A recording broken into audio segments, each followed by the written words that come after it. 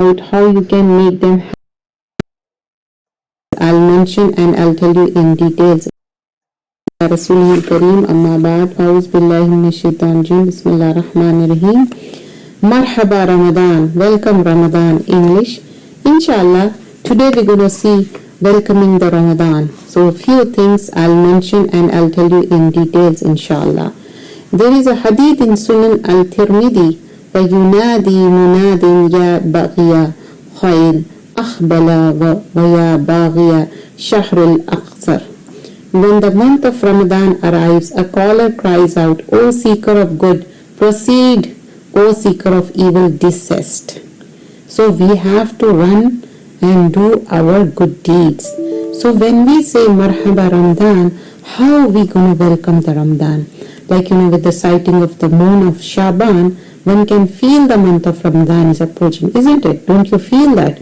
So here already Shaban is going on. Hearts begin to fill with the joy and anticipation. Why shouldn't we feel joy? Why? Because we feel joy because our favorite month is coming.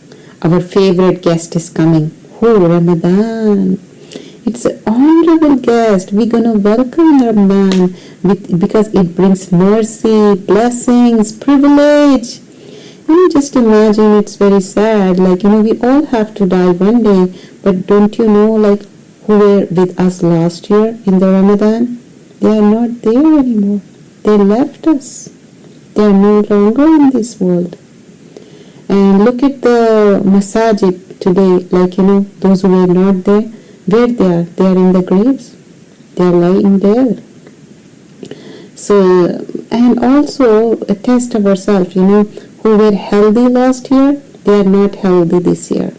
They are not able to fast, maybe because of old age or physical or mental illness or some other cause, depending on every person. But still, we are lacking of that, good deed. But Allah knows our intention. Allah will reward for your intention. So, therefore, those of us who are fortunate enough to be able to make advantage of this blessed month should welcome Ramadan with love and gratitude. One should start preparing enthusiastically, we should have that enthu for it and should respond wholeheartedly with your heart. And we should intend right now to excel in good deeds. And things to do before Ramadan, first in the half of the month of Shaban, especially to make up the missed fast, whatever you missed it, especially because of women, women, they mostly because of the period or they are nursing or they were pregnant, whatsoever, or maybe men's also because they were traveling or so on, or health issues, they can make up there. However, after 15th of Shaban, refrain from fasting to conserve your body, energies and preparation for Ramadan, because now we have to save our energy. Why? Because our favorite month is coming, that is the month of Qur'an, month of Maghfirah. And here we can listen more and more lectures or read the books and educate yourself, about the ruling of Ramadan. Here technology is so fast, alhamdulillah, but make use of the authentic lectures. Please don't listen to anything which is not according to Qur'an and Sunnah, and don't waste your time on the books which are not authentic. Please check the authenticity. Don't we when we are going to some university or school, we check the authenticity. Oh, is this college or is this school is good or not for our children or for ourselves? When we were going to university, we were checking ourselves, isn't it? Then why don't we are checking for the deen, for the Allah? When Allah subhanahu wa ta'ala has mentioned, this is the thing, this is the authentic. So check that thing. Please don't read such things which are not in Qur'an and Sunnah. And speak to your family, friends, and make use of time, especially those who are in overseas. Just call them and talk to them and be good to them and think about how you can make them happy, because that's the most important thing after ibadat to Allah subhanahu wa ta'ala. Be good to your parents, and after that aqrabain. So Be good to your parents, to the aqrabain, masakin, wabni sabil, and neighbors, and so on and so forth. We know the list, right? Isn't it? And also, if you have enough knowledge, spread the knowledge. Either you can tell it, or you can just forward the good clip or forward the good PDF. So however you want, you can do that. And prepare the gifts, especially for our little ones, especially for our children. They are so happy. And try to give gifts, before Ramadan starts. Make nice gifts. And I thought we should give on first Ramadan too, just to motivate them. They're going to fast, and you know how it's going to be. And also on Eid day we should give big gift, just to appreciate them, because they're going to fast now, and they're very little for their age. Some are really, they have so much into, but they want to fast. We should appreciate them. We should. And after fasting also, keep appreciating them. They will do good. And clean your soul. How are we going to clean our soul? Yes, we're going to clean our soul. Remove hasad, shuh nafs, bukhal, and hatred. Everything, remove it. Backbiting, everything. Just clean the spam, delete everything. Don't archive, delete it completely, okay? And clean your home. So I'll give you an example. When you're cleaning your home, like you have dirty stuff, like dirty diapers or stuff which is smelling, are you going to clean that first? Isn't it? Just clean that first, right? Then you're going to clean everything, putting the stuff and cleaning, wiping out and doing the vacuum or sweeping and so on. The same way, clean your heart. Remove all the grudges, remove everything, okay? Clean your heart for the sake of Allah. Sometimes some things create more mess, like if you tell a person which you have anything misunderstanding, and they create more mess, like what you have to do. Just tell Allah subhanahu wa ta'ala, I clean my heart for such and such person. I don't have anything. And just clean your heart. If you can't tell that person, just clean your heart and be good. And when we started doing that, you feel relief, you feel relaxed. And we are doing for the sake of Allah. Tell Allah, make witness to Allah subhanahu wa ta'ala.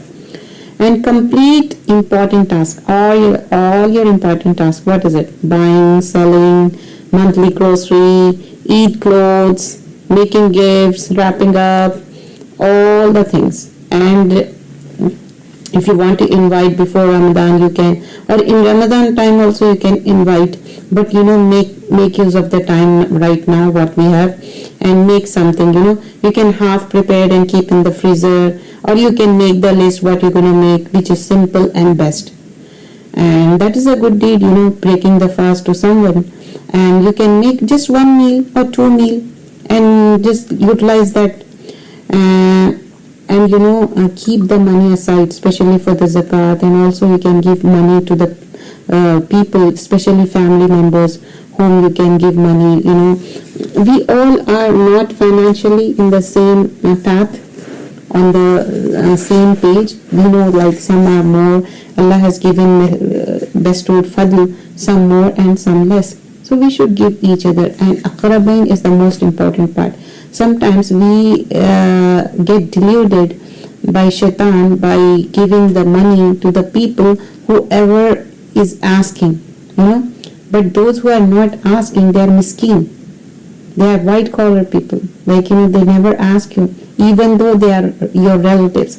It means you will get double reward.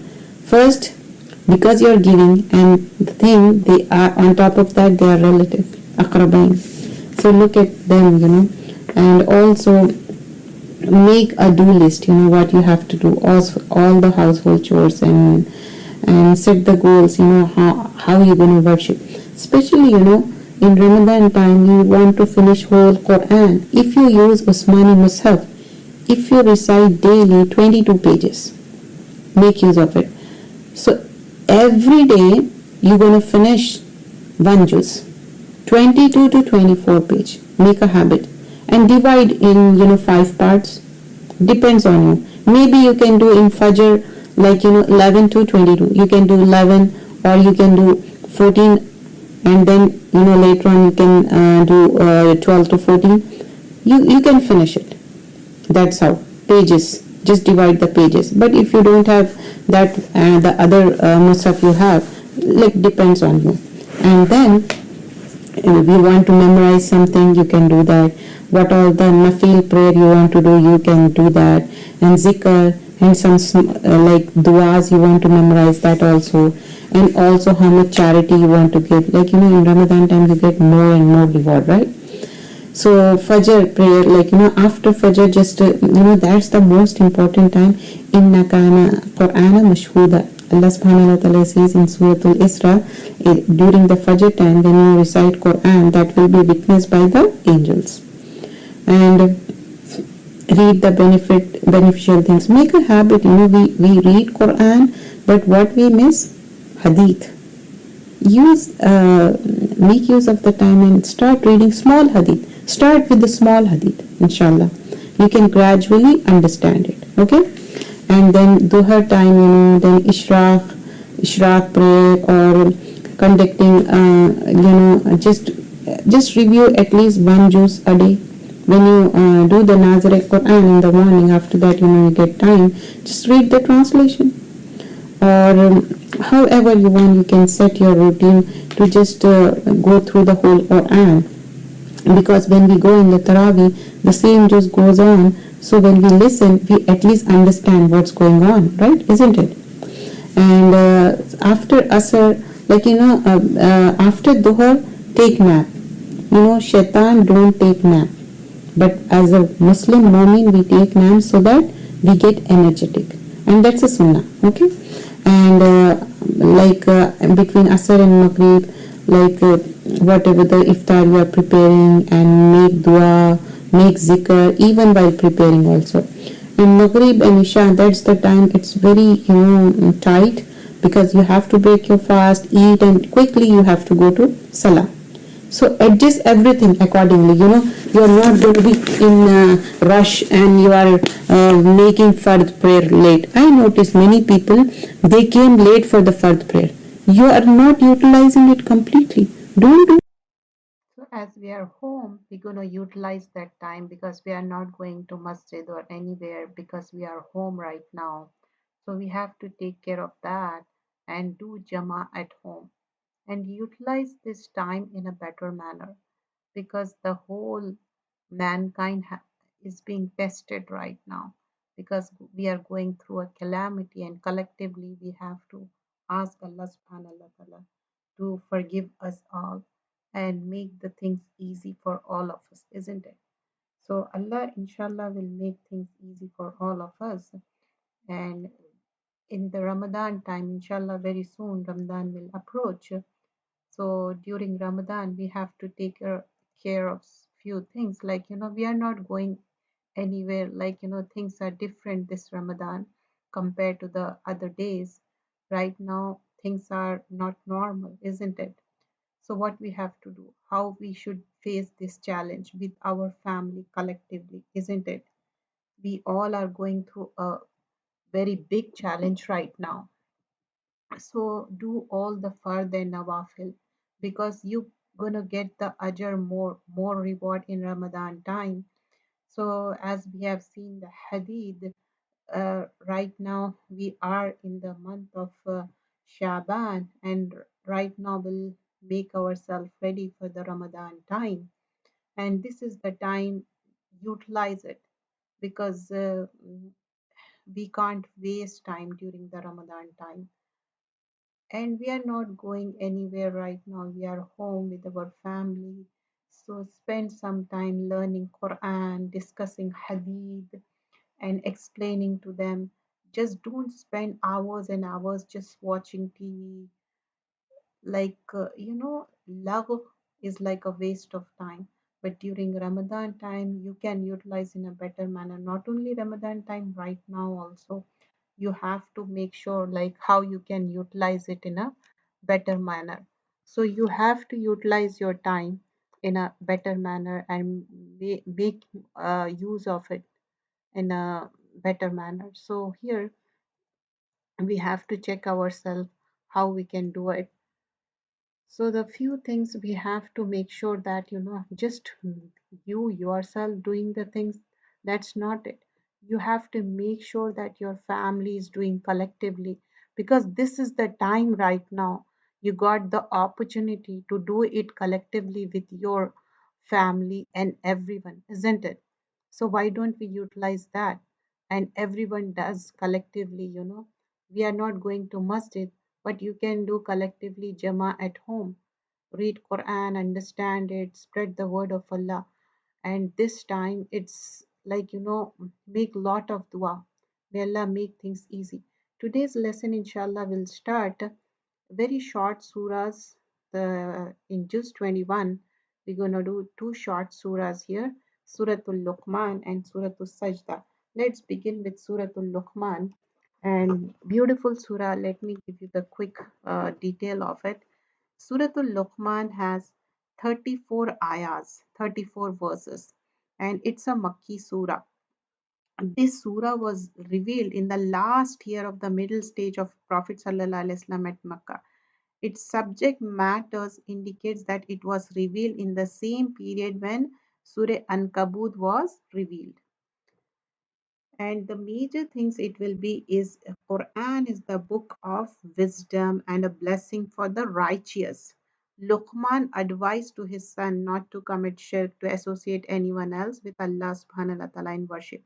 Right of the parents, mother and parents, not to obey parents if they ask you to commit shirk, that also mentioned. And Islamic moral behavior and human interaction. The main reason of misguidance is the blind following of one's forefathers. If all trees were pens and oceans ink, Allah's word could not put to writing. Allah is the only reality. All other whom people invoke beside Him are false.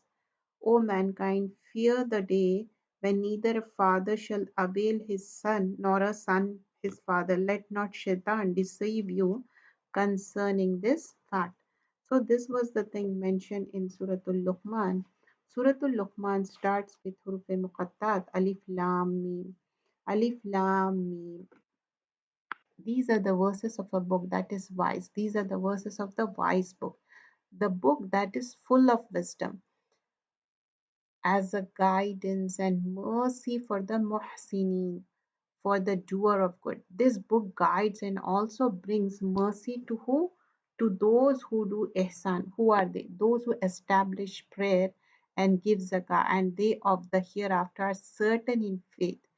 These are the qualities of muhsinin, those who establish prayer, give zakah, who have firm faith. And otherwise, we learn about muhsinin that they are also good to their relatives, the needy, they perform good deeds, they refrain from sins, who worship Allah beautifully, knowing that Allah is watching them.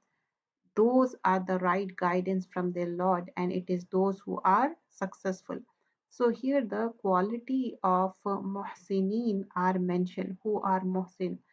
Muhsin is like, not the person, okay, you are doing good, I am doing good. No, not that thing. Like the person is muhsin when somebody is not good, somebody is very bad, still a person is good to you, still a person does good to you. So that's a muhsin.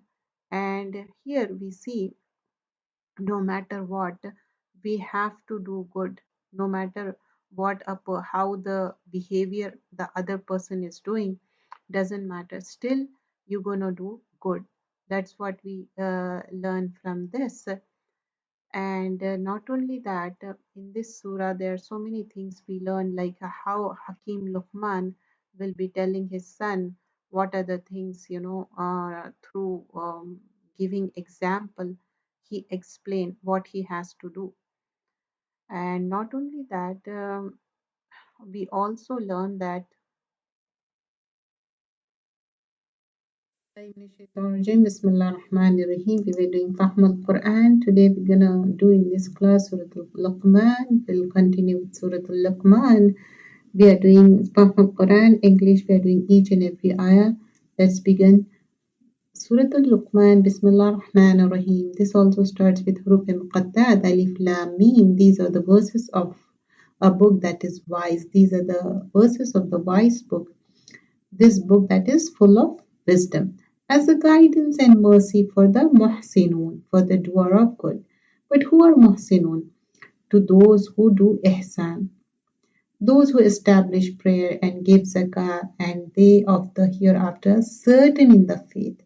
So these are the qualities of muhsinin, those who establish prayer and give zakat and who have firm faith. And otherwise we learn about muhsinun that they are also good to their relatives, the needy, they perform good deeds, they refrain from sins, who worship Allah beautifully, knowing that Allah is watching them, those who are on right guidance from their Lord, and it is those who are successful.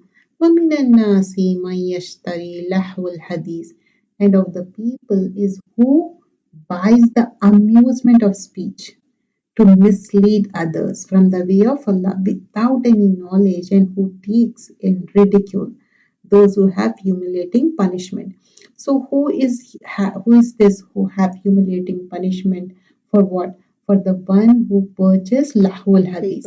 And what is lahul hadith? Ghina, singing, music, such stories or soap operas or dramas, serials that consume a person so much that he is worrying about those characters, even in his prayer, that consumes a person so much that he's wondering that should I go to their Taraweeh, or should I watch the show tonight, distracting him from the good work. This is lahwul hadith. Prophet ﷺ said, from among my followers there will be some people who will consider illegal sexual intercourse, the wearing of silk, the drinking of alcohol, and the use of musical instrument as lawful. Means here what we learn, they will consider this to be lawful. Prophet ﷺ said so clearly, these things are not lawful. They are unlawful, who have no doubt about it. No matter how common it has become, even if you find the music being played with the azan, right? Except that Allah, but that's not okay. You don't azan, right? Azan is going on and people still play music and they listen it. Still, that is not right, isn't it? Some people they think it's okay, but that's not okay. You don't have any excuse. And notice that what is mentioned over here, yashtari, he purchases lahwal hadith, meaning they buy it, they spend money on it, whether it's on a big screen, you call it TV, or other gadgets, purchases, downloads, or movie rentals, or whatever it may be. There are so many things, lahwal hadith. The question is, why are these things disliked? Because they make a person ghafil, heedless. They make a person heedless. Just think, Qur'an in such that if you listen to it, if you receive it, it will naturally come on your tongue. You cannot but help but read the parts of the Quran which really touches your soul, which shake you, which move your heart. You cannot help but recite them. They will come, those words will come on your tongue. And this is something natural. You keep on reciting Quran, you will notice that. In order to remove all the lahwal hadith, whether the characters of the movie or character of the drama or anything, just say A'udhu Billah and start memorizing the Quran, start memorizing the, du'as. Like, we are promoting this wrong things. Lahwal hadith, whether in the form of TV shows or music or whatever it may be, we have to overcome this. And we spend hours and hours. That's not right. Simply we are wasting our time. And if you are consumed by this, when you start listening to Quran, you are not going to spend the quality time to the Quran. You're going to do very soon, and you'll spend the quality time over the things which is lahwal hadith. Prophet ﷺ said, two boys, السوات السواتان ملونان في الدنيا والآخرة. They are cursed in the dunya and akhirah. One is music and singing at the time of blessing. Mizmarun in the niyamate. Mizmarun, playing music at the time of nema, that Allah has blessed a person with huge blessing. Whether it's the engagement, wedding, or baby shower, whether whatever it may be, they're enjoying. What is being played at that time? Mizmarun, music. The sound is cursed by Allah. So then how do we expect peace and happiness in our marriages? That on that day when the sacred beautiful bond is being made, Allah is cursing, is being invoked also. And sorry to say, and this is going on in our culture, and it hurts a lot, believe me. And this thing you can't even stop until unless the least iman you could do is just feeling bad in your heart and moving away from that place. Unfortunately, even though people they learn so much Quran, they practice it, when the time of implementing it, unfortunately, whether what age they are, doesn't matter. I feel so bad. Aunties are doing this thing. I am so hurt about it. And that sound is cursed. The wailing and screaming at that time. Musibaten. And notice how it is mentioned over here. Liyudilla an sabilillah. Lahul hadith, what does it do? It misleads a person. It involves him so much that a person has no interest in ilm, in deen. So he does not worry about his deen or akhirah. He just concerned about what? Just lahul hadith. And people start dancing and occupying. After learning Quran, I'm not concerned about people, those who don't know. They are innocent, they are ignorant people. What about the learned people? Unfortunately, our senior citizens are doing that. What to say? I don't know. I don't have words. I'm so much grieved and so much hurt about this thing. And when I'm reading this ayah, I don't have words to say. وَيَتَّخِذَهَا huzwa. He takes the ayah of Allah is ridicule. He make fun of the ayah of Allah, even meaning he begins to feel so light-hearted. You know, like when you watch an hour of comedy, then what will happen? You will want to laugh at everything. What happens when you hear one joke after the other? You're laughing, you want to laugh, more laugh, and you laugh. And what happens finally? What happens when you are consumed by that thing? It's on your head. That is lahbul hadith.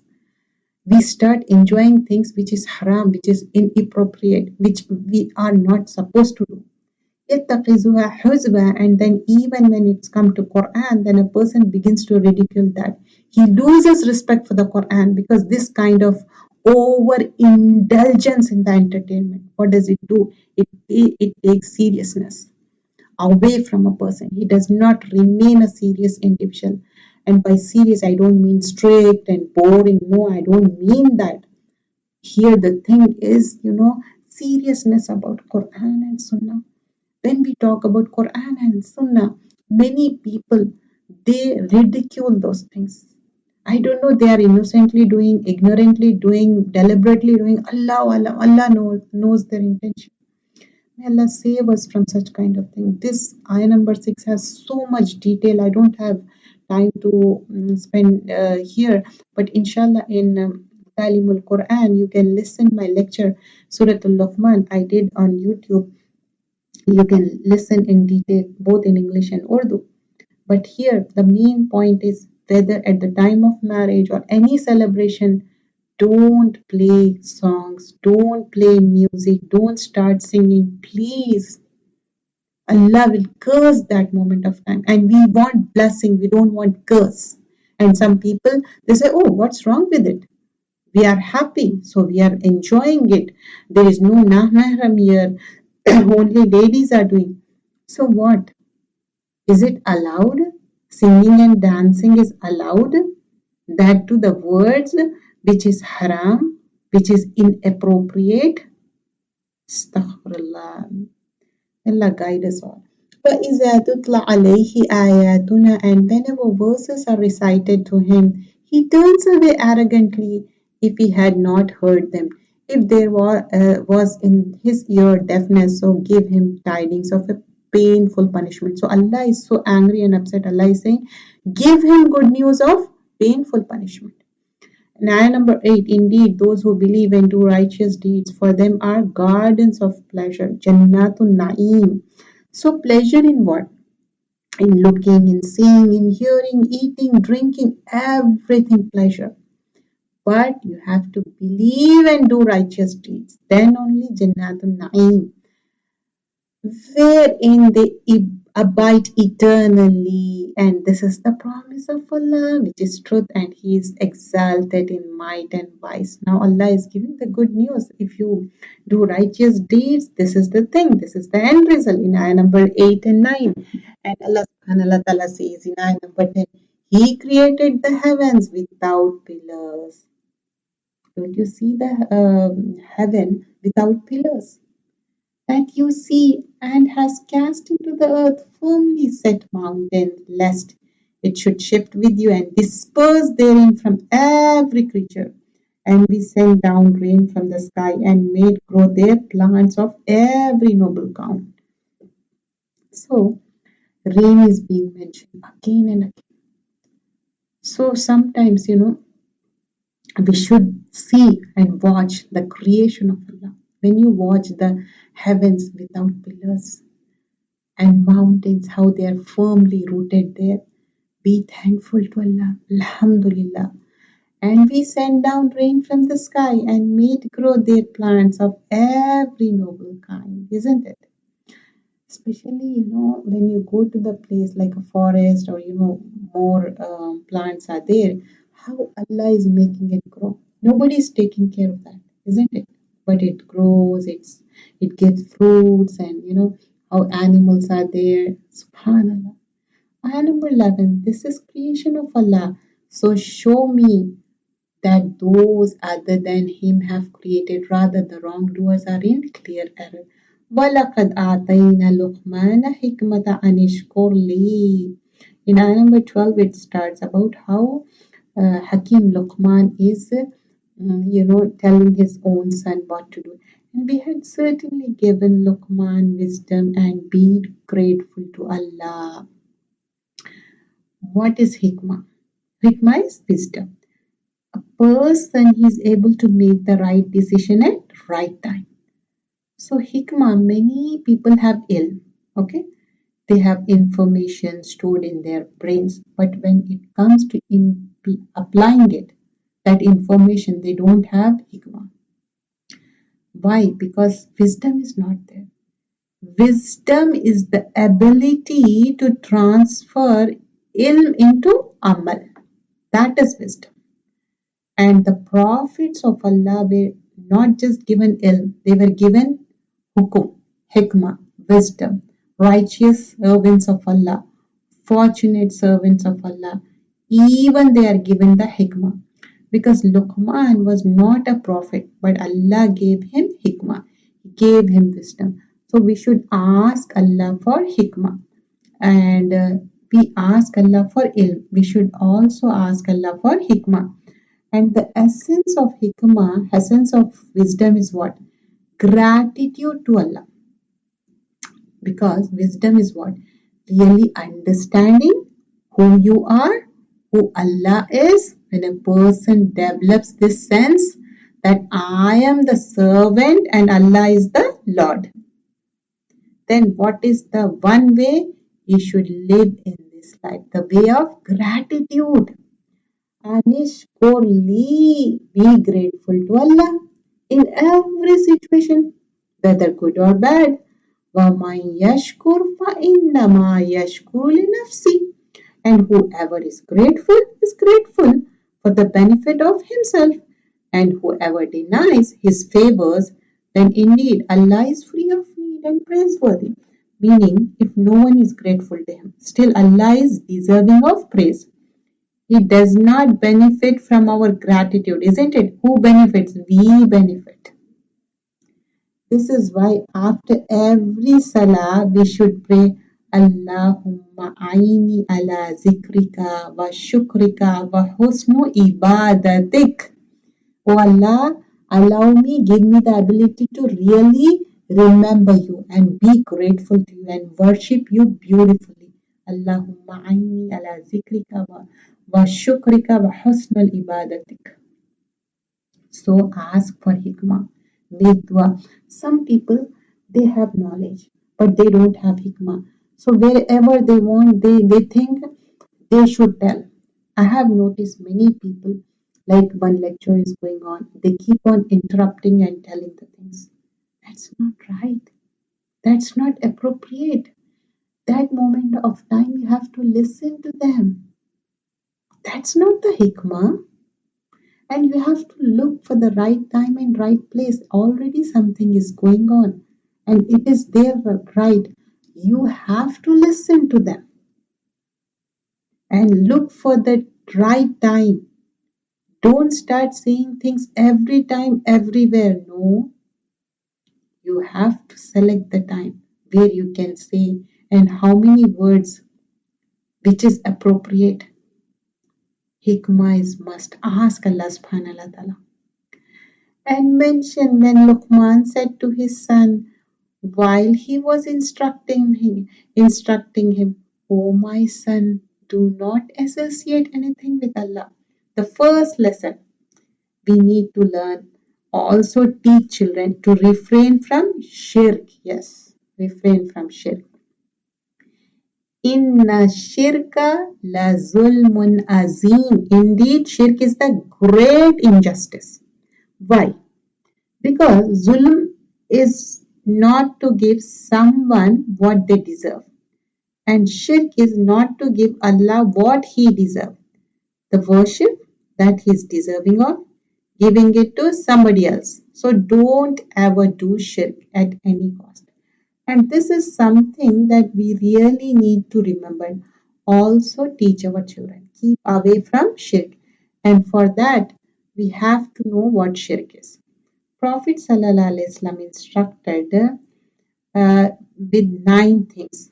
Out of those things was do not associate anything with Allah, even if you are cut into pieces or you're burned.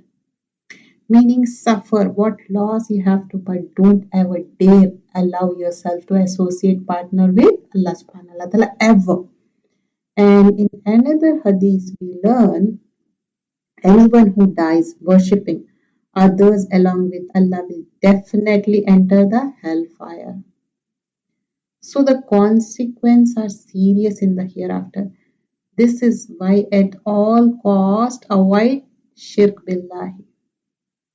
Don't give yourself excuses. Oh, because of that Babaji, I have to go to that shrine, and because of certain person. Never ever do that.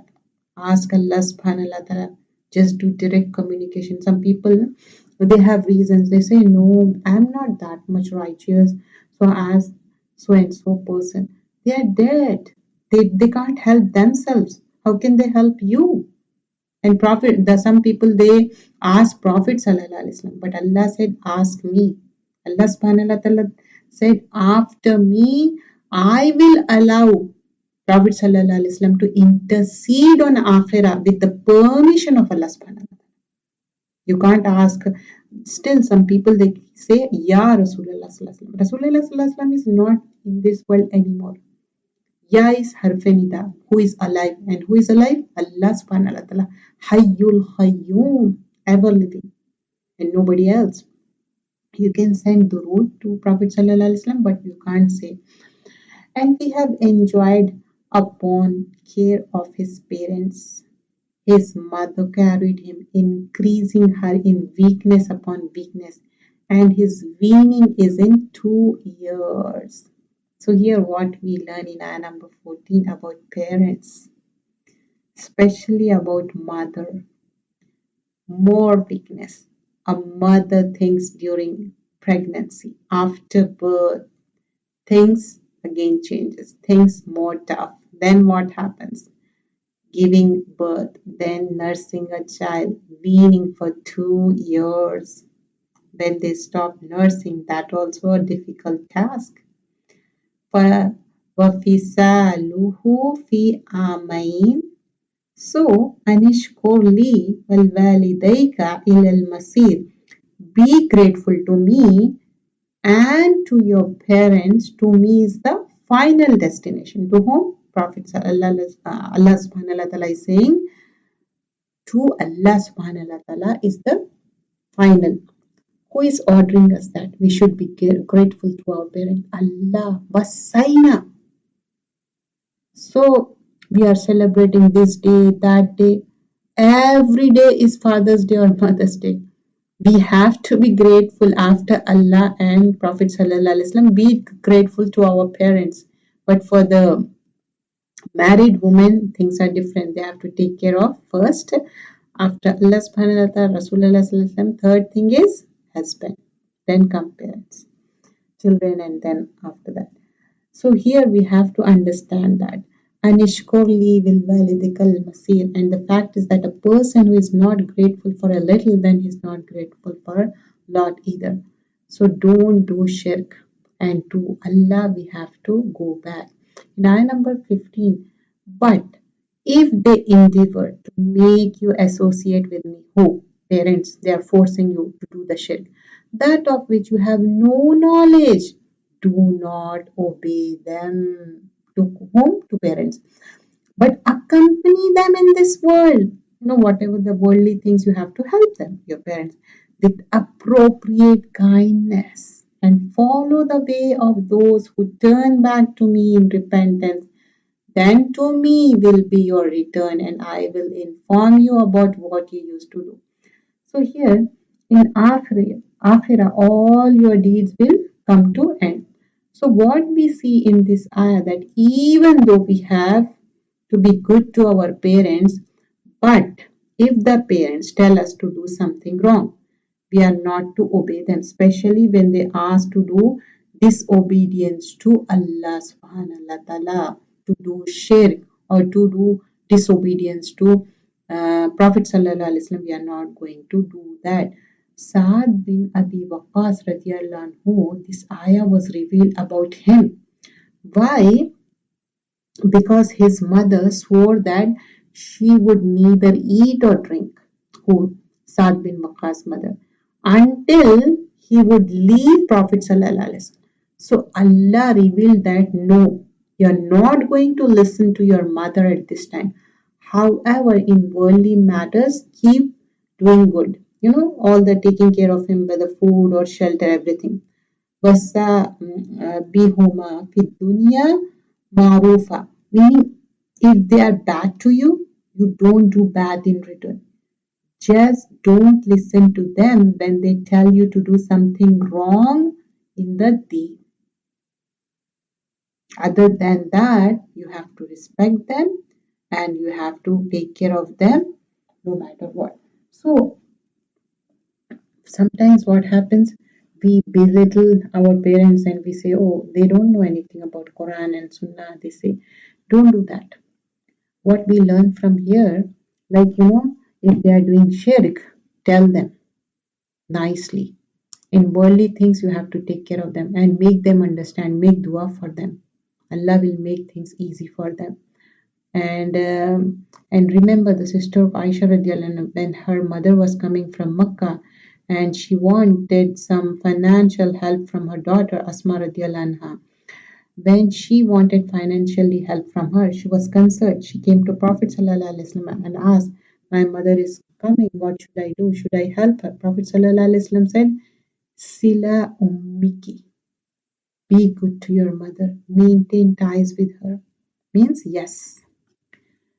Even though they are doing shirk, but in worldly thing, you have to take care of them. You can't, abandon them saying, oh, they are doing shirk. They are so and so.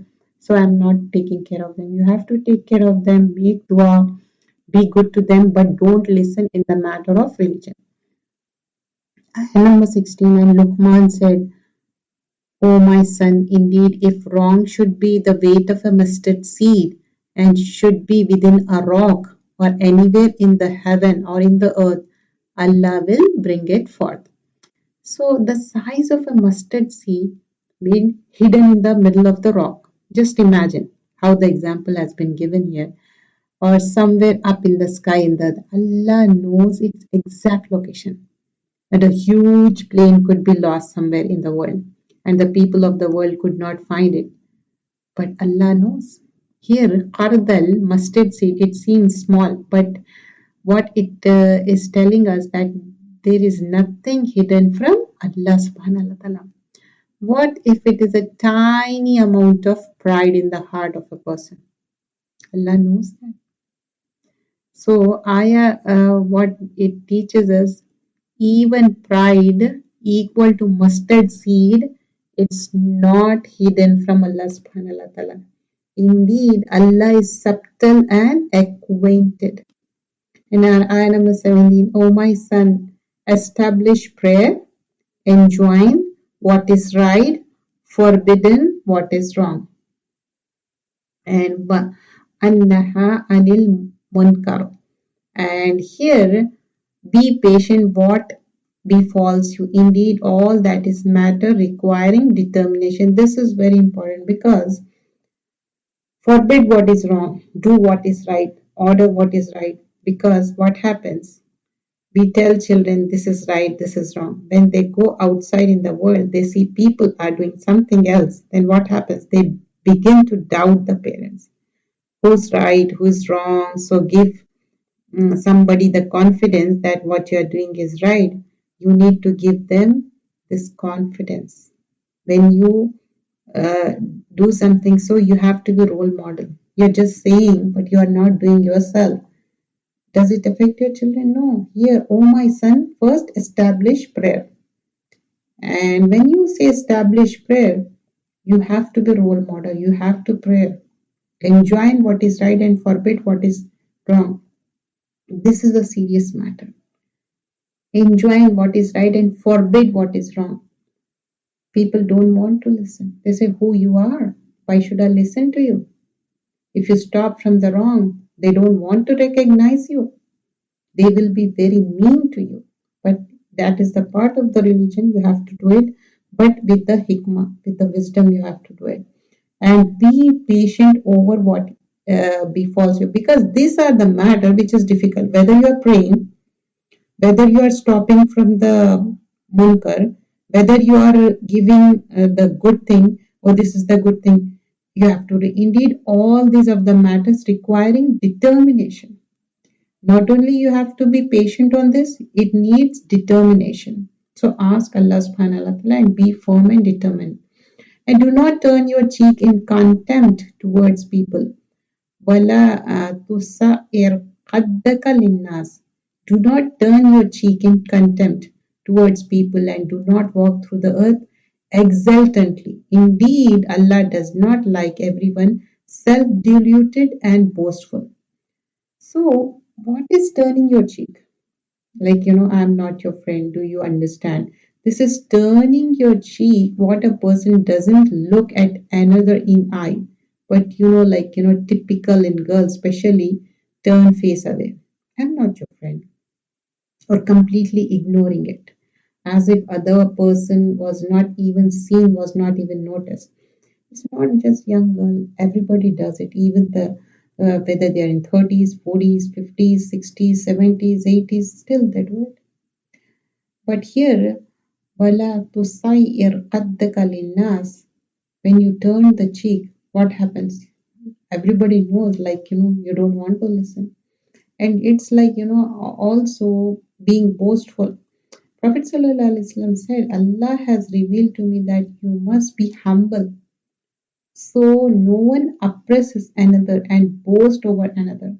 We should not boast over each other, show off, or I'm this, and don't be. Don't be boastful. Allah don't like that. Ayah number 19, and be moderate in your pace and lower your voice. Indeed, the most disagreeable of sound is the voice of donkey. Meaning don't talk in full volume all the time. Why? Because example is enough for us. Donkey. A donkey, we don't want to compare oneself with donkey, isn't it? And when donkey brays, that's displeasing to your ears, isn't it? So when you yell, when you shout, it will be that much displeasing to others. And in ayah number 20, do you not see that Allah has made subject to you whatever in heavens and earth, and imply bestowed upon you his favors, both apparent and unapparent? But the people is he who dispute about Allah without knowledge or guidance or enlightening book from him.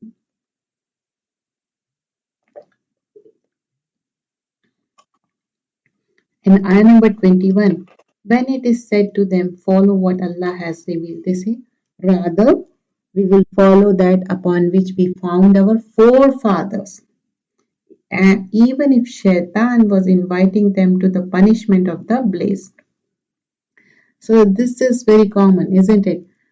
Still the people say, oh, we are following our forefathers. When I ask them, oh, what about their, even the fashion and the food they used to cook, the way, no, we are not following that. Then why the deen when you know this is incorrect? Why don't you ratify that? That will be everlasting, isn't it? This is the thing we're going to take in the akhirah. Allah guide them. Ayah number 22, وَمَنْ يُسْلِمْ وَجْهَهُ إِلَى اللَّهِ وَهُوَ الْمُحْسِنُ فَقَدِ اسْتَمْسَكَ بِالْعُرْوَةِ الْوُثْقَى وَإِلَى اللَّهِ عَاقِبَةُ الْأُمُورِ. Whoever submit his face to Allah while he is a doer of good, then he has grasped the most trustworthy handhold, and to Allah be the outcome of all matters. So, to Allah, I'm submitting myself to you. I'm going to willingly obey you. Meaning, He does good. Also, He doesn't just say that, oh Allah, I surrender, I love you, I'm your servant. He also does good. Meaning, Allah will strengthen him, Allah will give him the ability to remain firm and strong.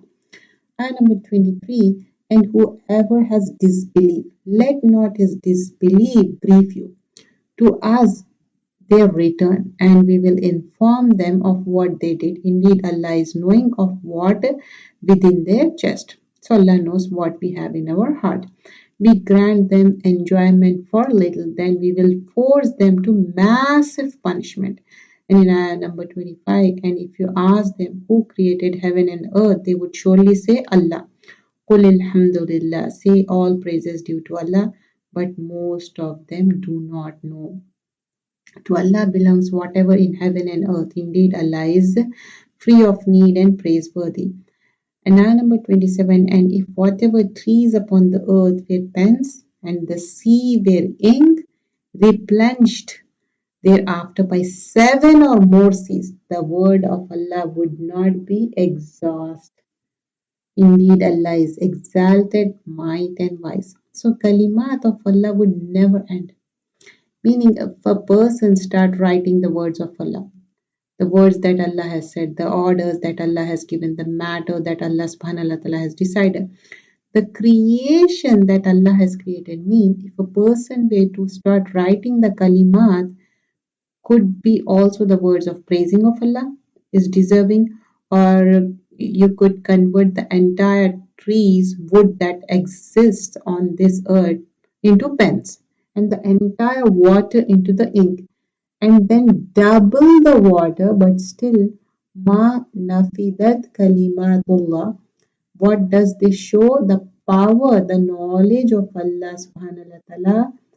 You know that dua, a'udhu bi kalimatillahi tammati min sharri ma khalaq.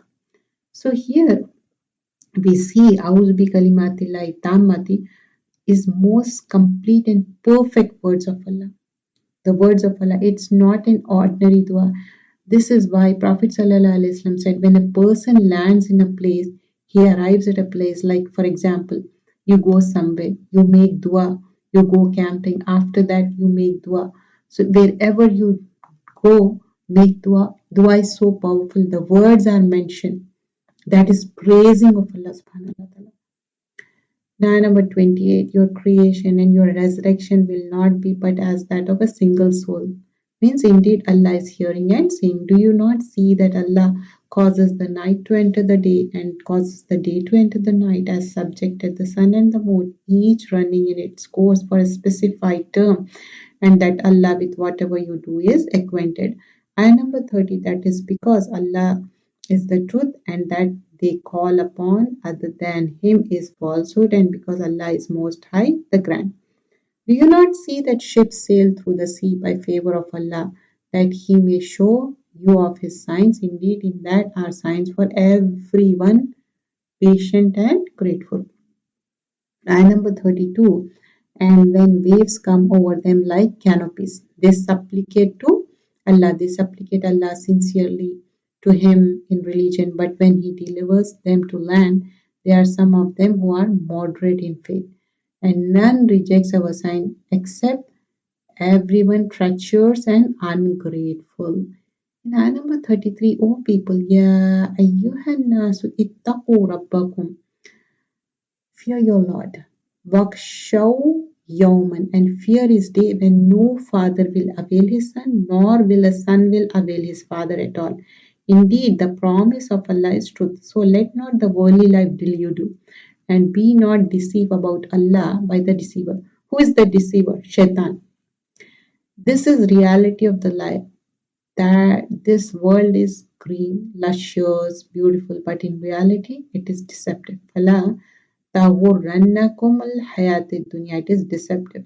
Prophet ﷺ said, indeed, this world is green, luscious, sweet. Whoever acquires it through haq, meaning through that which is right, then he will be granted blessing in it.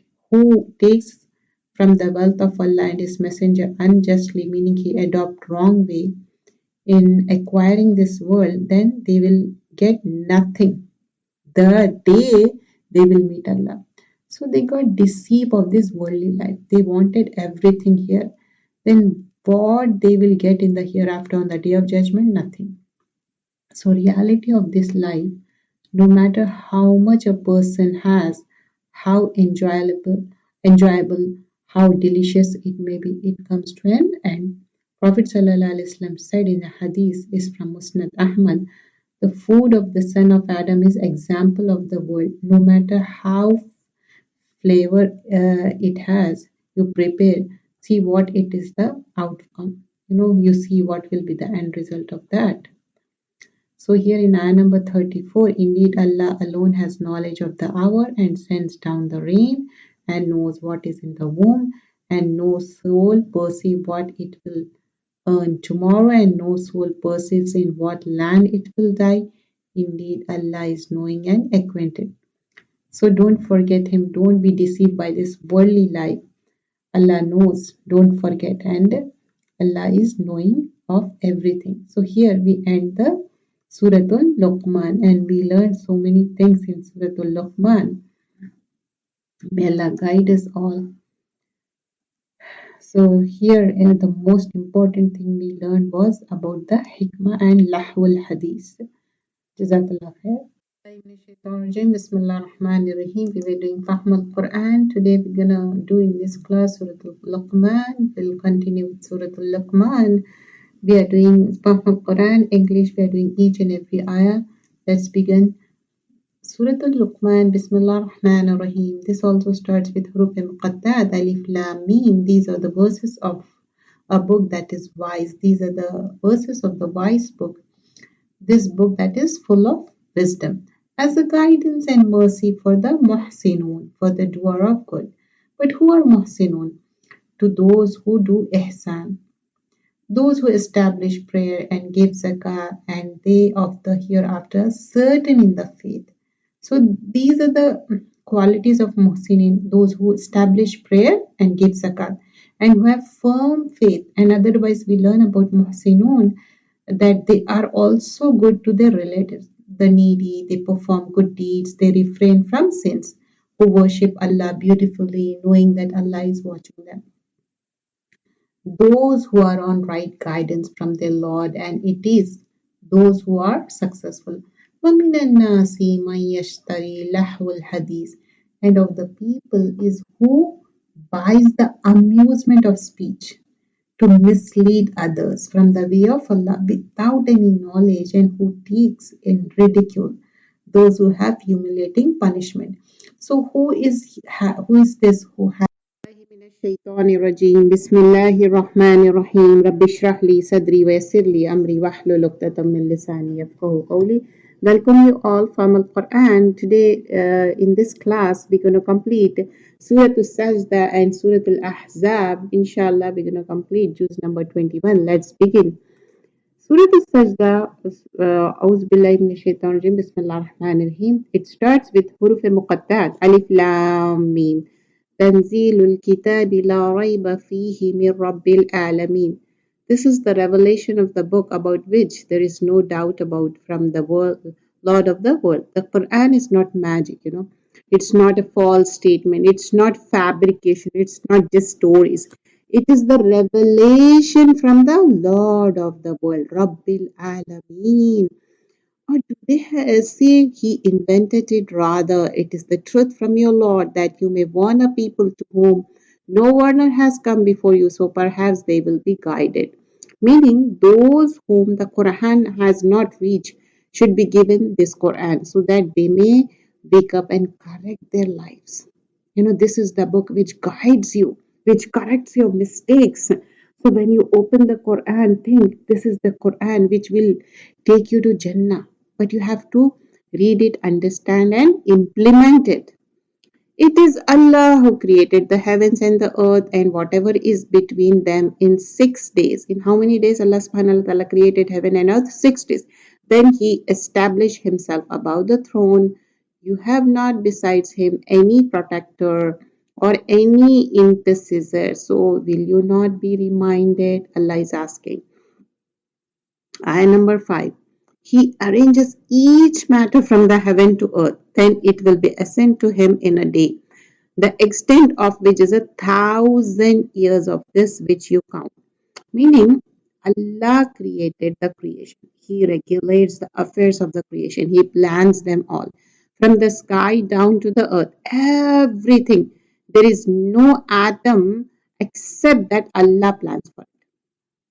And then the reports, the deeds, they are presented before Him, before Allah subhanahu wa ta'ala. Meaning, whatever is done, even though He knows what is done, still look at the perfect system of Allah subhanahu wa ta'ala.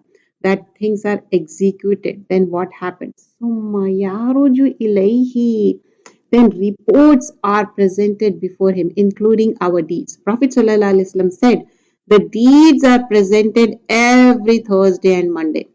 And in another narration, we learn Prophet ﷺ used to fast every Monday and Thursday. And he said, actions are presented every Monday and Thursday. I like my deeds are presented while I'm fasting. And Allah grants forgiveness, pardons to every person who does not associate anything with Allah, means not doing shirk, except the person in whose heart there is a rancor against his brother. It is said, put both of them up until they are reconciled. It will be clear before that. So if you are in a fight with somebody, maybe you are not talking to somebody, angry with somebody, if this is the case, Monday or Thursday, deeds are present. Just clear your hearts. This is the time, everyone, just clear your hearts. It's just a phone call, it's just a message, or sometimes you just have to go to their home. That's it. Don't think that much.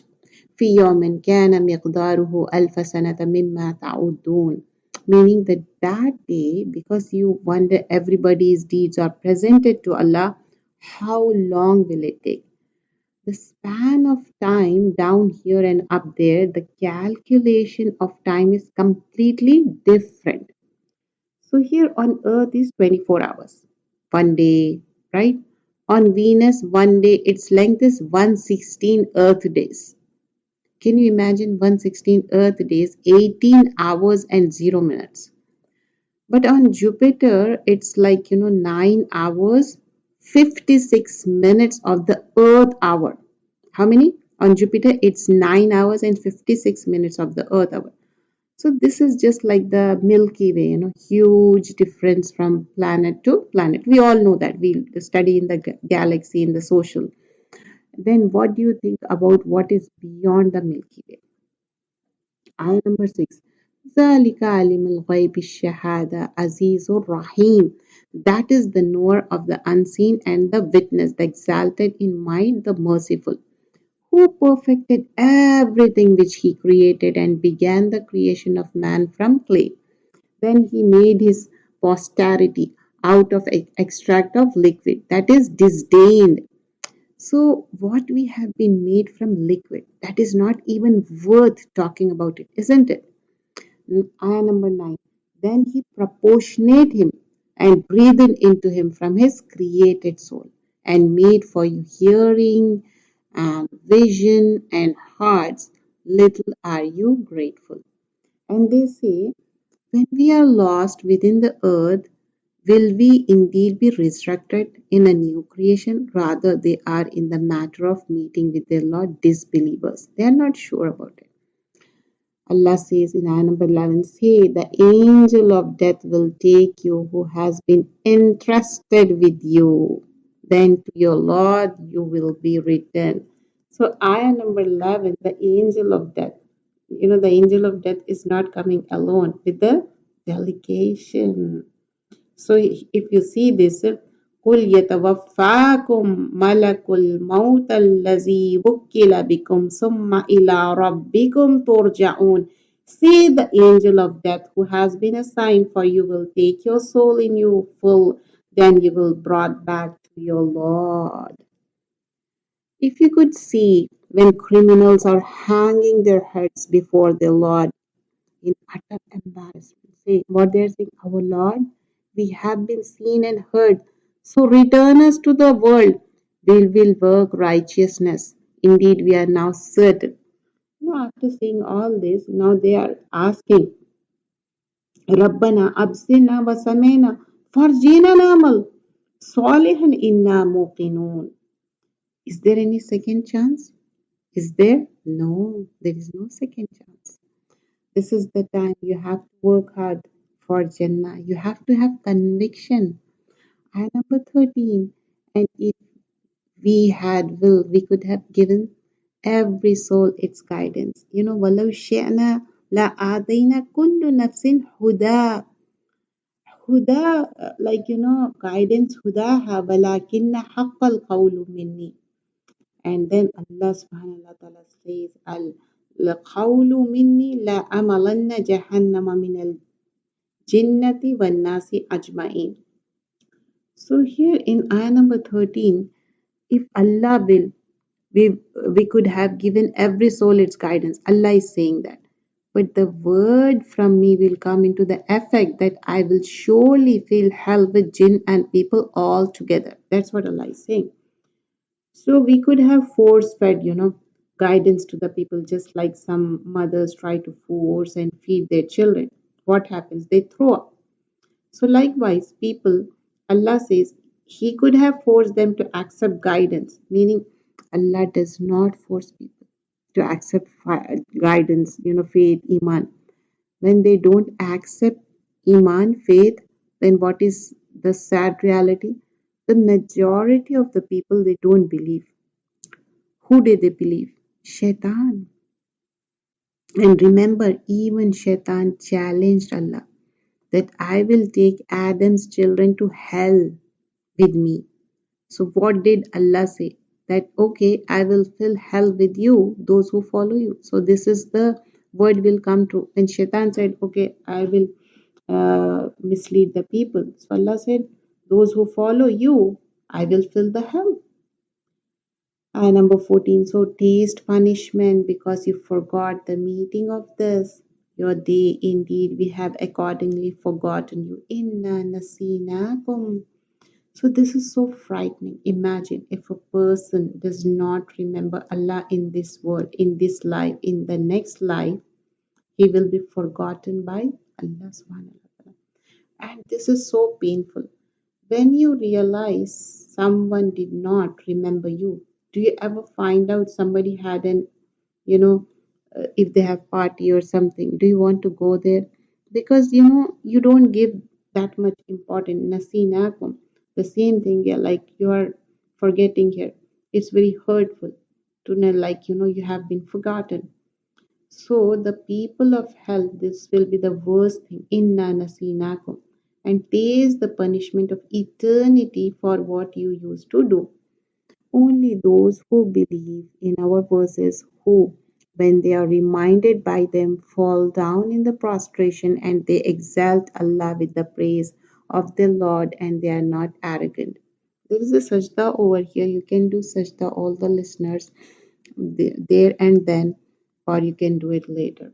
So here Allah subhanahu wa ta'ala says in ayah number 15, إنما يؤمن بآياتنا الذين إذا ذكروا بها خروا سجدا وسبحوا بحمد ربهم وهم لا يستكبرون. So if you are done sujood, please come back. So here Allah is saying the people, when they are reminded of the verses, they do sajda. They praise Allah subhanahu wa ta'ala. They are not arrogant. Those who remember Allah such that they fall in sujood, prostration, Allah remember them also. Prophet sallallahu alaihi wasallam said, it's reported in Ibn Majah that when anything come to Prophet sallallahu alaihi wasallam which caused pleasure or by which he was made glad, he would prostrate, go into the sujood. He will give the gratitude to Allah subhanahu wa ta'ala. And this is very beautiful. I love this. They arise from their bed, they supplicate their Lord in fear and aspiration, and from that we have provided them, they spend. تتجافى جنوبهم عن المضاجع يدعون ربهم خوفا وطمعا ومما رزقناهم ينفقون. Their sides remain apart from their beds. They call their Lord with fear and hope, spend in charity out of what we have given to them. Special ayah number 16 talks about the Tahajjud prayer. Like they separate from the bed. They want to spend time with Allah subhanahu wa ta'ala in seclusion. They want to ask Yad'awna Rabbuhum Khawfun wa Tam'an, hope and fear. We should have that. Meaning their nights are spent in remembering Allah.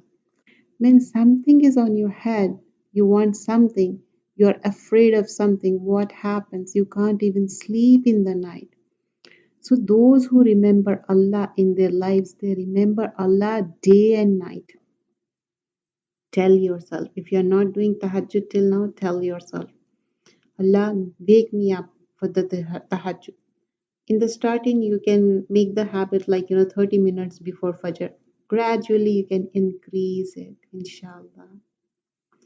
So that is the time you can do more ibadah. You can memorize Quran, you can memorize meaning, translation, tafsir, hadith, even for the worldly things if you pick up that time. But worldly things we do all the time.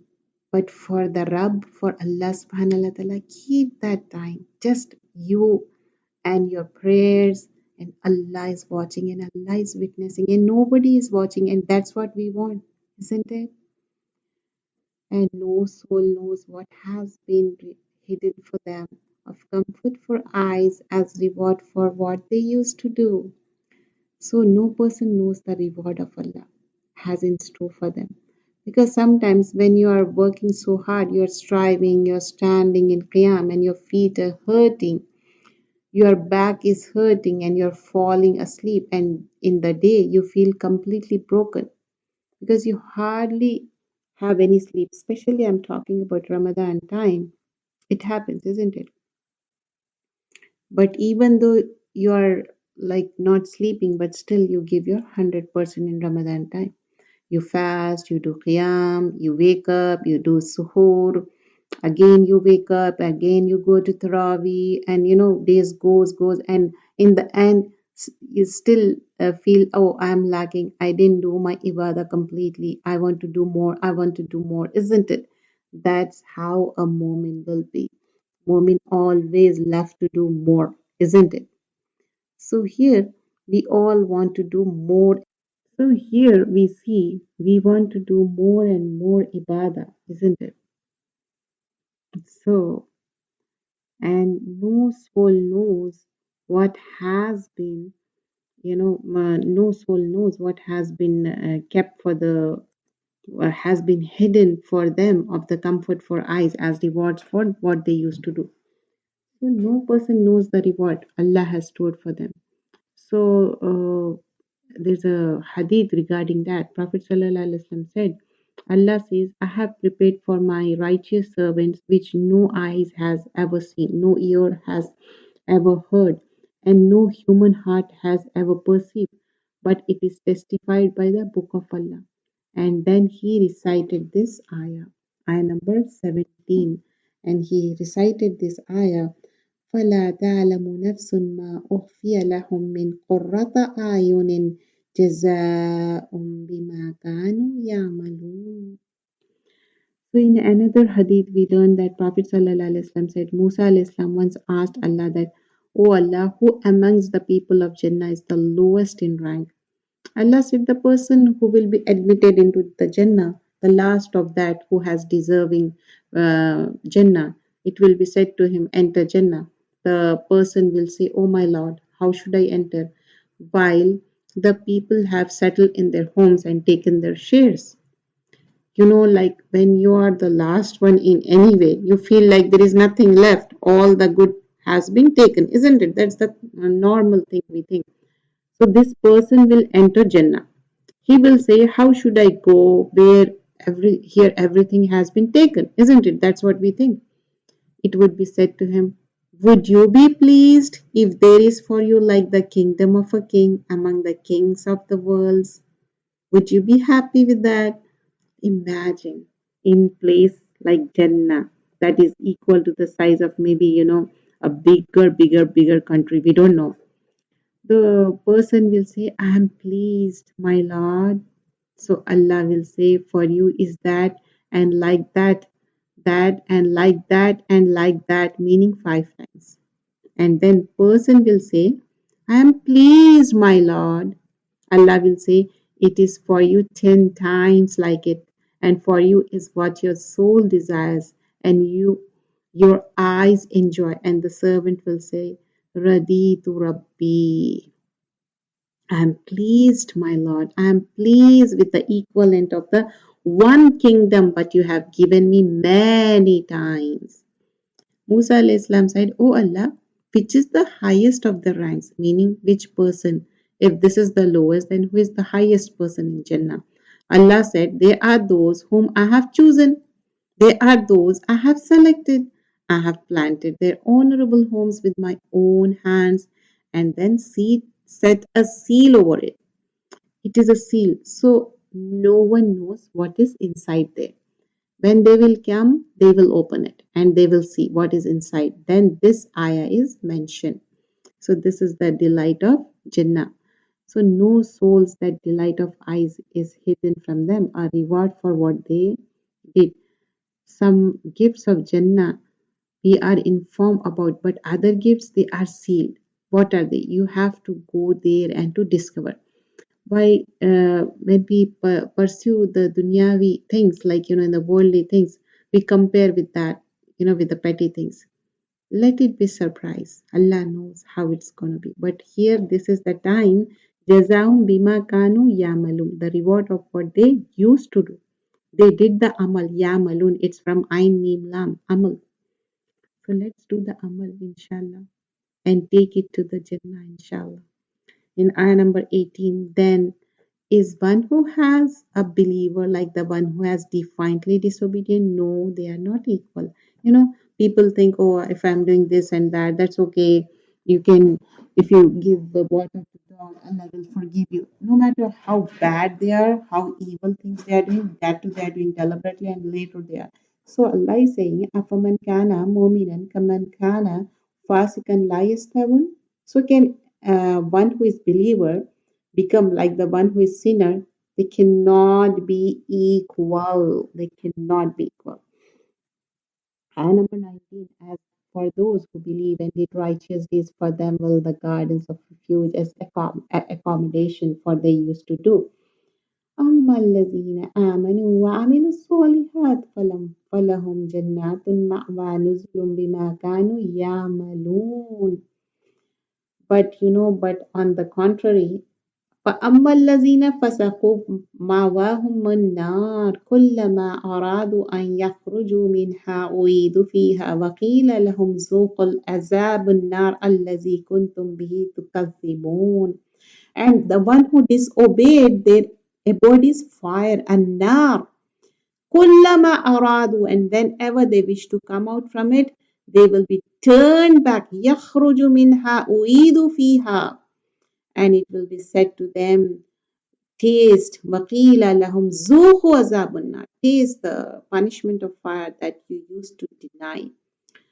And in ayah number 21, and will surely let them taste the nearest punishment short, that greatest punishment, that perhaps they repent. So here ayah number 21, وَلَا نُذِيقَنَّهُم مِّنَ الْعَذَابِ الْأَدْنَى دُونَ الْعَذَابِ الْأَكْبَرِ لَعَلَّهُمْ يَرْجِعُونَ, and will certainly make them taste the nearest punishment. Here nearest punishment is, you will taste the punishment in this world also. Okay, uh, Azabul Adna, and Dunal Azabul Akbar, the greater punishment, so that they may return in the hereafter. Allah put us in difficulty. Now we realize the wrong we are doing. We admit our mistakes. We repent. So we are saved from the greater punishment in the hereafter. And in ayah number 22, Allah says, and who is more unjust than one who is reminded of the verses of his Lord, then he returns away from them. Indeed, we from the criminals will take retribution. And we certainly gave Musa the scripture, so don't be in doubt over his meeting. And we made the Torah guidance for the children of Israel. And we made for them the leaders guiding by our command when they were patient. So when it is they, when they were certain of our signs, indeed your Lord will judge between them on the day of resurrection concerning that over which they used to differ. Has it not been clear to them how many generations we destroyed before them as they walked among their dwellings? Indeed, in that are signs. Then do they not hear? Have they not seen that we drive the water in clouds to barren land and bring forth thereby crops from which their livestock eat, and they eat themselves? And then do they not see? And they say, when will be the conquest if you should be truthful? When are going to be the victorious? They are asking Muslims, the mushrikeen of Makkah used to mock at the Muslims. In ayah number 29, say, on the day of conquest, the belief of those who had believed will not benefit them, nor will they be deprived. Meaning, when the judgment comes, when the hour comes, Iman will not help you then. So turn away from them and wait. Indeed, they are waiting. So here, when Surah Sajda, Rasulullah Sallallahu Alaihi Wasallam used to recite daily in the night. So make it a habit to start reciting it. If you didn't recite till now, after Isha, make a habit to recite it because it's a sunnah. Surah Al-Ahzab, inshallah, in this juz we're going to complete till ayah number 30. Bismillahir Rahmanir Rahim. يا أيها النبي اتق الله ولا تطع الكافرين والمنافقين إن الله كان عليما حكيما. O Prophet Sallallahu Alaihi Wasallam, fear Allah and do not obey the disbelievers and hypocrites. Surely Allah is all knowing, all wise. So Prophet Sallallahu Alaihi Wasallam, O Prophet Sallallahu Alaihi Wasallam, fear Allah and do not obey disbelievers and the hypocrites. Indeed, Allah is over knowing and wise. And follow that which is revealed to you and your Lord. Indeed, Allah is ever with what you do acquainted. And rely upon Allah, and is sufficient is Allah is disposer of affairs. Allah has not made for a man two hearts in his interior. So, and he has not made your wives whom you declare unlawful your mothers, and he has not made your wives whom you declare unlawful your mothers, and he has not made your adopted son as your true sons. So there are so many hukum here. We'll see that is merely you're saying by your mouth, but Allah says the truth. He guides to the right way. So Allah has not made a man with two hearts. Means a person cannot have inflicting beliefs in same heart. A person cannot have opposite things in one heart. No, it's either iman or it's kufr. It's either haya or immodesty. Or it's either a clean heart or is filled with jealousy, animosity, and backbiting, and so on. And he has not made your wives whom you declare unlawful your mothers, because the mushrikeen had this custom that if they want to permanently divorce their wives, they would say, you are like my mother. So Allah is saying, so from now you are my mother because I'm declaring you my mother. So now this woman is neither divorced nor is she going to be treated like a wife. So Allah said, He has not made your wives whom you declare unlawful your mothers, and He has not made your adopted son as true sons. Meaning, just because you call someone your child, you can even give them your name. You can't. But they don't become your child. You are thinking, oh, he's my child. Okay, but you can't give your name. This is merely your saying by your mouth. It does not change reality. But Allah says the truth and He guides to the right way. In this, such a beautiful lesson that people can say whatever they want. If it's not true, it's just not true. So don't get worked up. Ud'uhum li'abaihim huwa aqsatu indallah. Call them by the name of their fathers. It is more just in the sight of Allah, but if you do not know their father's name, then they are still your brothers in religion and those entrusted to you, and there is no blame upon you for that in which you have erred, but only for what your hearts intended, and ever is Allah forgiving and merciful. Let's see this because this is the ayah very important. Uduhum li abaihim huwa aqsatu indallah.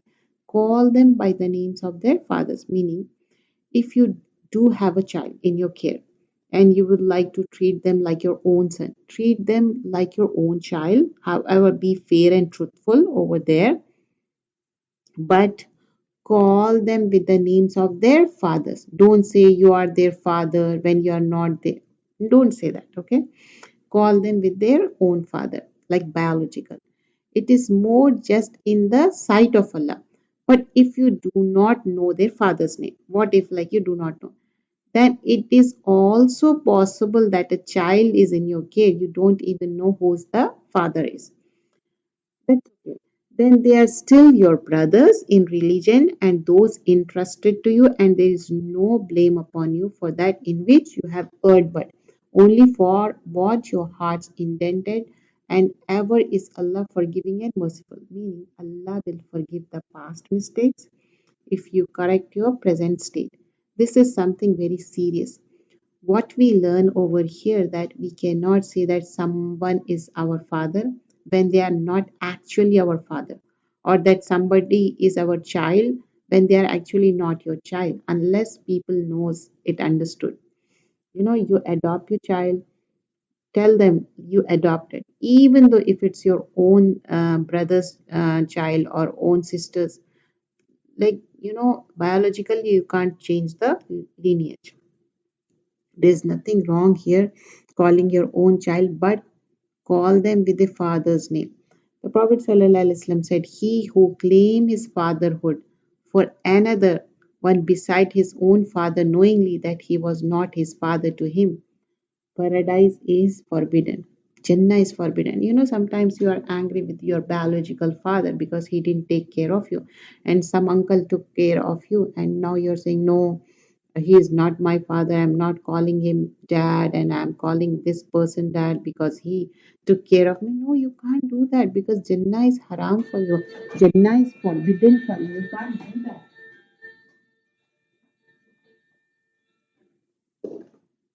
So, do you want to forbid yourself Jannah? No, we don't want, right?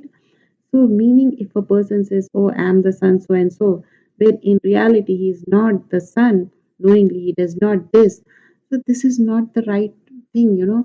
So, you have to be careful in this matter. There's a curse of Allah, that of His angels, and that of the whole mankind upon him. Allah will not accept the obligatory acts for the nafal act of that person who says, even though it's not, it's he who claims that anyone else of his father besides his own father, or makes one of his Mawla other than the one who actually freed him, who in the olden time they used to buy the slave and free the slave, that kind of thing talking about.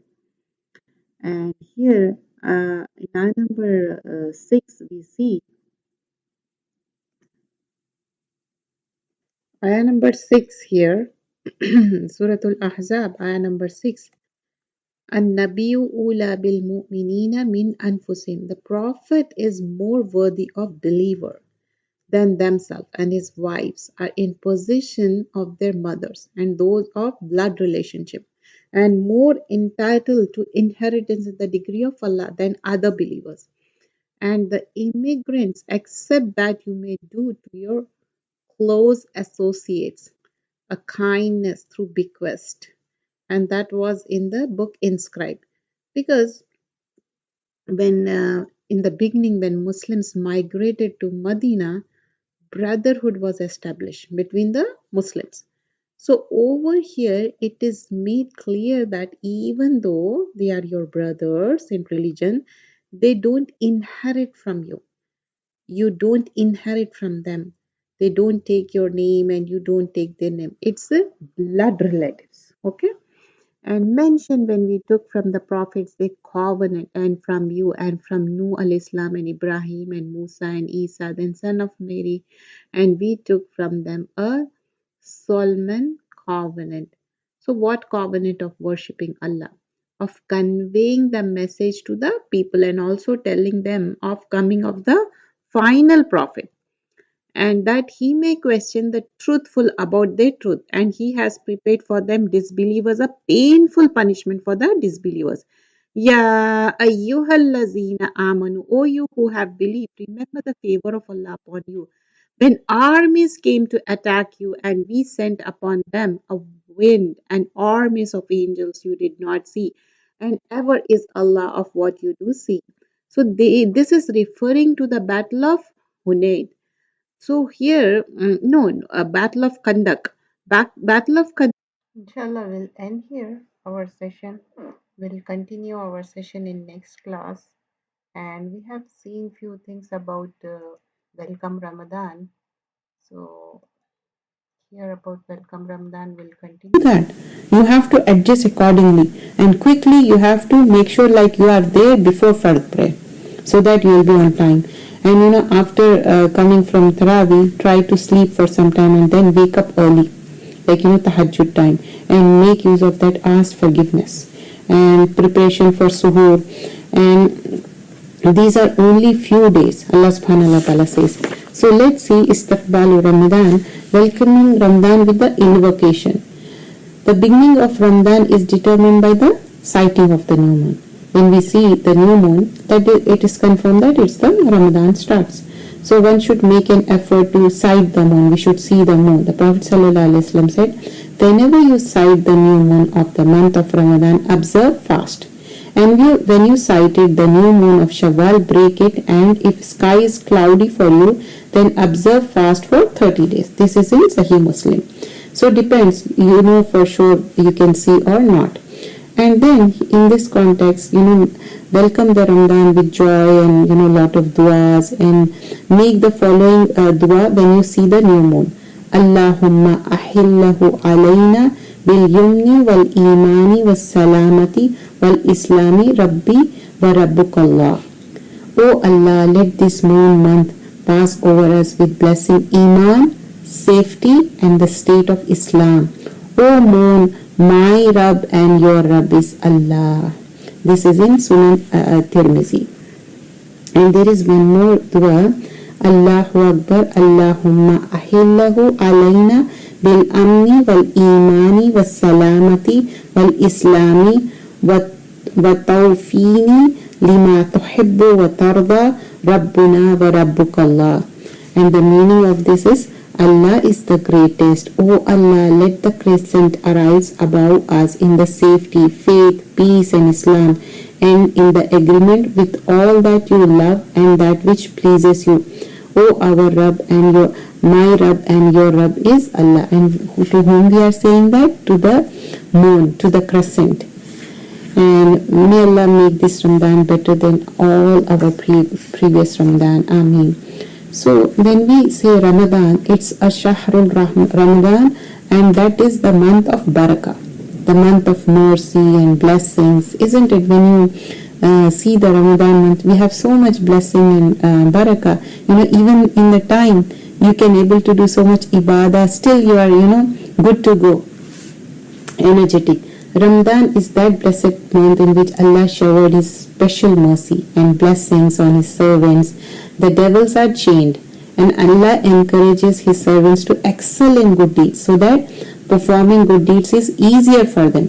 Prophet ﷺ said, "Iza kana Ramadanu futihati abwabu rahma." When there comes the month of Ramadan, the gates of mercy are open. What is that? Mercy are open. So futihati abwabu rahma. This is in Sahih Muslim. There is another hadith regarding that. Ramadan has come to you, a blessed month. Allah has made obligatory upon you its fasting. In it, gates of the heavens are opened, the gates of the hellfire are closed, and the devils are chained. To Allah belongs a night in it, which is better than 1,000 months, which is that Laylatul Qadr. Whoever is prevented from its good, then has been deprived. So we have to avail that. This is in Musnad Ahmad. So what we have to do? Hasten in all types of good deeds, such as worship, charity, means dua, like ibadah, zikr, helping others, greeting others with salam, smiling. And devils are chained means it's easier to urge our opportunity to do good. And do not lose the opportunity. When you are getting it, do it.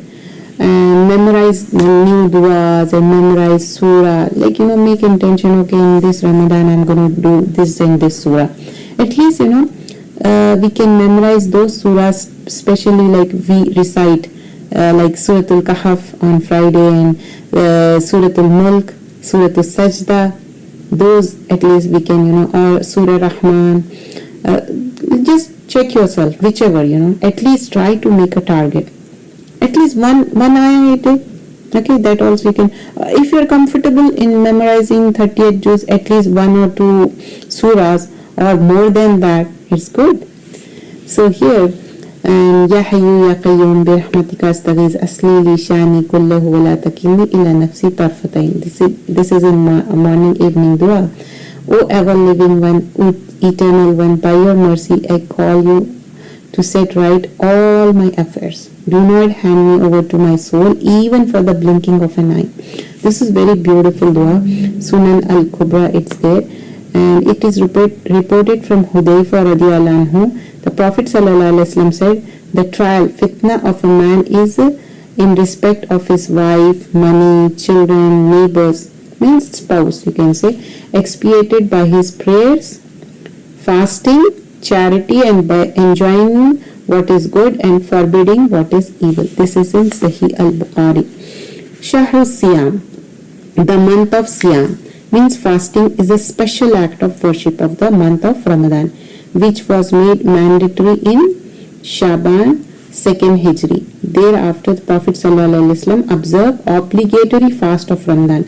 For the remainder of his life, rest of this life, he fasted. Fasting was obligatory for the previous nation also. Now for the Muslim Ummah, for whom Allah chooses the month of Ramadan, is the month of fasting. Allah says in Surah Al-Baqarah, ayah number 183, Ya ayyuhallazina amanu kutiba alaykumus siyamu kama kutiba alal lazina min qablikum la'allakum tattaqun. O you who believe, decree upon you is fasting as it was decreed upon those who before you, that you may become righteous. So here Allah subhanahu wa ta'ala is saying kutiba, it's made compulsory, mandatory, decreed upon you. Siyam, you have to do it. Kama kutiba alal lazina, it was there before also. min qablikum la'allakum tattaqun. What is the main purpose of fasting? To achieve taqwa, fear of Allah subhanahu wa ta'ala. In another ayah, Allah subhanahu wa ta'ala said, فَمَنْ شَهِدَ مِنْكُمْ شَهْرُ فَلْيَصُمْهُ. This is in Surah Al-Baqarah, ayah number 185. Whoever sights the new month of the month, let him fast.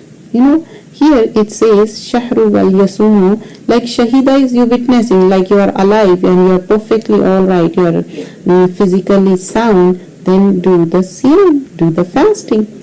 So the obligation to fast is proved by several sayings of the Prophet sallallahu alaihi wasallam. Prophet sallallahu alaihi wasallam said, Islam is built on 5 pillars. Bunyan Islama ala khamsin. We all know this hadith, ala khamsin. And what is that? First is La ilaha illallah Muhammadur Rasulullah. And the second thing is doing salah, wa iqamus salat, and then wa ita'i zakat, and paying zakat, wa hajjil baiti, and doing the hajj, and wa sawma Ramadan, and then fasting, which is compulsory in the month of Ramadan. So fasting is a means of entry into paradise, into Jannah. Abu Umama radiallahu anhu reported that I came to the Messenger of Allah sallallahu alaihi wasallam and said, order me to perform a deed that will allow me to enter Jannah. He sallallahu alaihi wasallam said, alayka bis-sawmi fa innahu la misla lahu. Stick to fasting as there is no equivalent to it. This is in Sunan an-Nasai. There is a special door in Jannah for those who fast. Okay, what is that? Yeah, we all know, right? Isn't it? So let's see what is that door. Prophet sallallahu alaihi wasallam said, indeed there is a gate of paradise that is called Babu Rayyan. So there are 8 gates, right? So we're going to try to enter from at least one door. We want to try all the 8 of them, and this is the Babu Rayyan. Ar-Rayyan, those who fast, only they can enter, only they are eligible to enter. So it will be called on the day of judgment, where are the ones who fast? So whoever fasts among the people will be made to enter this, and the one who enter it will be never be thirsty. Sunan Ibn Majah. And Allah will give the reward for fasting Himself. Only Allah will give, nobody else. Prophet sallallahu alaihi wasallam said that Allah says, Kullu amali ibn Adam lahu illa siyama fa innahu li wa anal ajri bihi. Every good deed of the son of Adam is for him, except for fasting. It's for me. Who is saying? Allah is saying this is for me, and I shall reward the fasting person for it. This is in Sahih Bukhari. It is a great honor that while other good deeds receive a reward from 10 to 700, the actual reward for fasting has been kept hidden. Since fasting itself is hidden act of worship, isn't it? Like, Allah knows. You can lie to people and you can escape, but you can't escape Allah. Allah knows whether you are eating or not, whether you are fasting or not, and that is for the Allah subhanahu wa ta'ala. And now when we fast, we have odor in our mouth, isn't it? The odor from the mouth of the fasting person has been appreciated. Prophet sallallahu alaihi wasallam said, by in whose hands is my soul, the breath of the fasting person is more pleasing to Allah than the fragrance of musk. Just imagine, fragrance of musk. This is in Sahih al-Bukhari. And fasting is a shield. As-siyamu junnatun minan nari ka junnatin ahadikum minal qital. Fasting is a shield from the hellfire, like the shield of the one you in battle. You know how the shield will be? So this is going to be your shield. This is in Sunan Ibn Majah. Through fasting, people are saved from all those sins which may lead them to hellfire. Fasting is a protection from hellfire. No slave fast one day in the way of Allah without Allah putting his face a 70 years journey away from the hellfire on the account of the day. This is in Sahih Muslim. Let's see what is Siyam. In Arabic language, the word Siyam literally means to stop or to refrain from doing something. completely in Sharia. It is to show servitude or Allah by abstaining from eating, drinking, sexual relation, and other acts that nullify the fast from pre-dawn to sunset with the intention of worship. Fasting is not just a means of abstaining from food and drink, but also leaving many bad habits. This is why Ibn al-Jawzi has stated 3 levels of fasting. Ordinary fasting is to abstain from eating and physical desires. This is the first kind, okay, ordinary one. But special fasting is to protect the eyes, tongues, limbs, and all other organs of the body from sin. And unique fasting is to rid the heart of every useless thing and baseless thought of an idea that would distance one from Allah, and fill the heart with the remembrance of Allah alone. And this is Minaj al-Qasidin, in that it is mentioned. And what we have to do, things to do. Fasting, first of all, it's a mandatory act of worship. Observe it with the pure intention and only for lillahi, for the sake of Allah. And do not leave a fast without a uzr, without any excuses. Don't leave it. Abstain from all those acts that nullify the fast. Abstain from all those things. And be especially cautious about the tongue during the fasting. And Prophet ﷺ said, Man sama Ramadana imanan wa ihtisaban ghufira lahu ma taqaddama min zambihi. Whoever fasts during Ramadan with faith and seeking his reward from Allah will have his past sins forgiven. And we want our past sins to be forgiven. Jazakallah khairan kasira. May Allah accept it. Make lot of dua for yourself and for everyone, because this time we are going through a lot of affliction. May Allah protect us all. Be safe. Jazakallah khairan kasira. Subhanakallahumma bihamdika nashhadu an la ilaha illa anta nastaghfiruka wa natubu ilayk. Assalamu alaikum wa rahmatullahi wa barakatuh. Jazakallah khairan kasira.